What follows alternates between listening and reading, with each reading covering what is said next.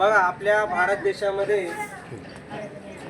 अनेक महान संत समाजसुधारक महापुरुष होऊन गेले आणि त्यांनी मानवता परोपकार याचा संदेश देशाला दिलेला आहे। त्याच्यामध्ये मध्ययुगीन भारतामध्ये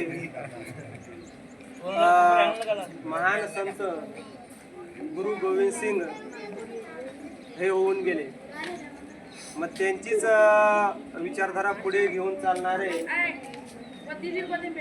गुरु तेग बहादूर म्हणून एक खूप मोठे महान संत होऊन गेले। तर मग त्यांचा जन्मदिवसाच्या निमित्तानं आपल्याला हा कार्यक्रम घ्यायचा आहे।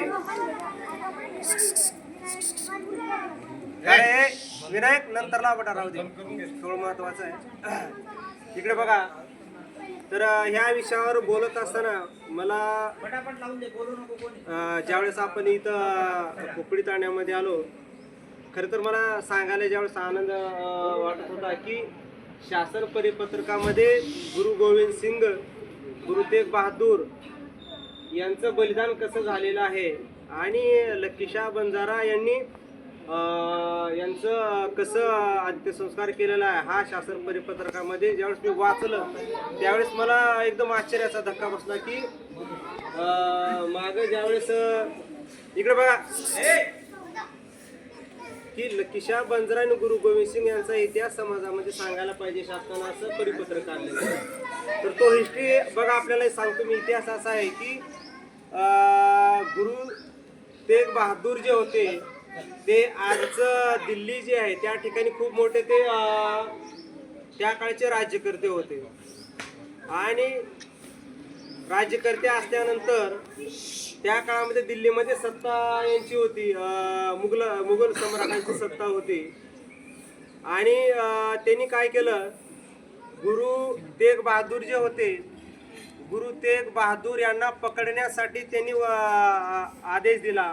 पकडण्यासाठी त्यांनी काही सैनिक पाठवले आणि मग गुरु तेग बहादूराला अंधारात ठेवून त्यांच्या सैनिकांनी पकडलं। म्हणजे हा इतिहास आपल्याला माहिती। त्यांचा शहीद जो जन्मशताब्दी म्हणजे 3.5 वर्ष का साजरी केली जाते शासन, तर त्याचं कारण मी आपल्याला सांगतो की त्या परिपत्रकामध्ये असा स्पष्टपणे असा उल्लेख आहे की यांचं जे योगदान आहे, लकीशाह बंजाराचं जे योगदान आहे भारताच्या इतिहासामध्ये अनन्यसाधारण असं योगदान आहे, असा उल्लेख आहे त्या पत्रकामध्ये। तर मग गुरु तेग बहादूर यांना पकडण्यात आलं। पकडल्यानंतर मग त्यांना आजचं जे दिल्ली आहे, चांदणी चौक जो आहे ते त्या ठिकाणी आणून रायसीना जिथं आहे तिथं आणलं। मग ही बातमी गुरु तेग बहादूर यांच्या सोबत त्यांचे 2 भावांना सुद्धा पकडलं होतं औरंगजेबाने। आणि मग ही बातमी लकीशाह बंजारा यांना समजली की आपल्या गुरूंना पकडलेलं आहे। आणि मग औरंगजेबाने गुरु तेग बहादूरांचा एक लहान भाऊ होता, त्याला त्यांनी जे कापूस होतं कापसाच्या गंजीमध्ये त्यांनी त्याला बांधून कापसाच्या गंजीला आग देऊन मारलं। आणि त्यांचे दुसरे मोठे भाऊ होते त्यांना त्यांनी त्या काळामध्ये जे साहित्य होतं असं गरम पाण्यामध्ये उकळून त्यांनी मारलं। म्हणजे त्याच्यानंतर गुरु तेग बहादूर यांची हत्या केली की तुम्ही शरण या। गुरु तेग बहादूर शरण गेले नाही। आणि मग त्यांचं हा हिस्ट्री आपल्याला माहिती असली पाहिजे की बंजारा समाजाचा जो योगदान आहे या देशाच्या इतिहासामध्ये कुठेच उल्लेख नाही आहे। तर मग लकीशाह बंजारांच्या लक्षात आलं की आपल्या गुरुंना मारलेलं आहे बुवा। तर मग त्यांनी काही आपले मोजके सैनिक घेतले। आणि एक सांगायला मला आनंद वाटेल की हा हिस्ट्री जी आहे हे मला केव्हा माहिती झालं, गेल्या वर्षी 2 वर्षापूर्वी आमचे दादा माझ्याकडे आले। म्हणजे हे आठवून सुद्धा आपल्याला सांगणं गरजेचं आहे की चर्चा करत असताना मी त्यांना सहज विचारलं, दादा तुमच्या समाजाचा काही इतिहास आहे का बुवा, कारण मला तर काही माहितीच नव्हतं। मग दादा म्हणले, सर आमच्या समाजाचा इतिहास लई मोठा आहे म्हणे। आणि मग त्यांनी मला असं चर्चा सांगितली। हा मी त्यांना म्हणले तुम्ही तोंडी सांगता ठीक आहे बुवा, परंतु मग मला असं काही डॉक्युमेंटरी तुम्ही मला द्या, दाखवा बुवा, पुस्तक लिहिलेलं आहे का पकडून मला वाचता येईल बुवा, असं तुम्ही तोंडी सांगता मला विश्वास आहे। तर मला दादानी एक पुस्तक आणून दिलं होतं, त्यामध्ये आमचे देवाभाऊ कुठे, हा देवाभाऊ होते तिथं, दिनेश तुम्ही पण होते बरोबर तिथं आपला विनोदच्या घरासमोर, तिथं दादाने मला पुस्तक दिलं होतं। मग ते हे पहा म्हणे, हे पुस्तक असं आहे म्हणे, ह्याच्यामध्ये असं लिहिलेलं आहे म्हणे।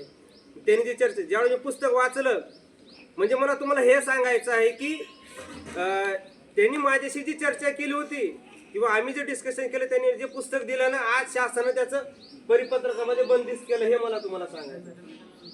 म्हणजे जी चर्चा झाली, जी डिस्कशन केलं किंवा त्यांनी जो माझा विषय शेअर केला होता, तो शासनाने जशा तसं परिपत्रामध्ये बंदिस्त केला आणि तो आज आलेला आहे. म्हणजे जे 10 महिन्यापूर्वी आम्ही चर्चा केली होती, किती दादा, म्हणजे ह्या भिंती जर बोल करायला असेल तुम्हाला व्हिडिओ बनवावा लागो.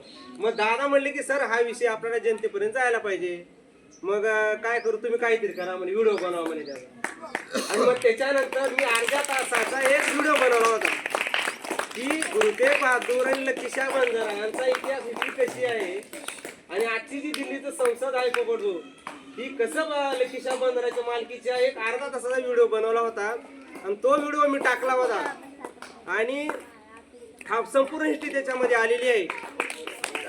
बस बस जास्त वाजू नका बटा, ऐका. आणि मग तो व्हिडिओ व्हायरल झाला, इतरांना माहिती झालं. म्हणजे आणि मग ह्याच्याच शास्त्राने म्हणजे आपल्यामुळे केले असं म्हणणं नाही, परंतु आपले वरिष्ठ जे विचारवंत आहेत, दादाचे मित्र ते रामेश्वर नाईक असतील किंवा त्यांचे इतर समाजाचे जे शीख धर्माचे जे असतील, त्यांनी हा विषय लावून धरलेला आहे तिथं वरी.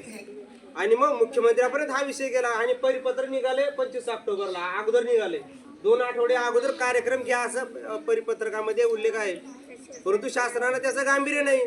परत मग ह्या समाजाच्या लोकांनी शासनाला धारेवर धरलं, प्रश्न विचारला की याच्यावर काय अंमलबजावणी केली बाबा तुम्ही. मुख्यमंत्र्यांनी तात्काळ आयुक्तांना आदेश दिले की ह्या कार्यक्रम असा आहे, लकीशा बंजारा गुरु तेग बहादुरांचा इतिहास शाळामध्ये सांगितला पाहिजे, या समाजाची मागणी आहे आणि तुम्ही तात्काळ याची अंमलबजावणी करा. मग तात्काळ 8 दिवसापूर्वी पत्र आलं आणि मग त्याच्यानंतर मग कार्यक्रम घ्या असं प्रकारचं पत्रक आहे ते. पण काही शाळांमध्ये झालं, काही शाळांमध्ये नाही झालं, याची बातमी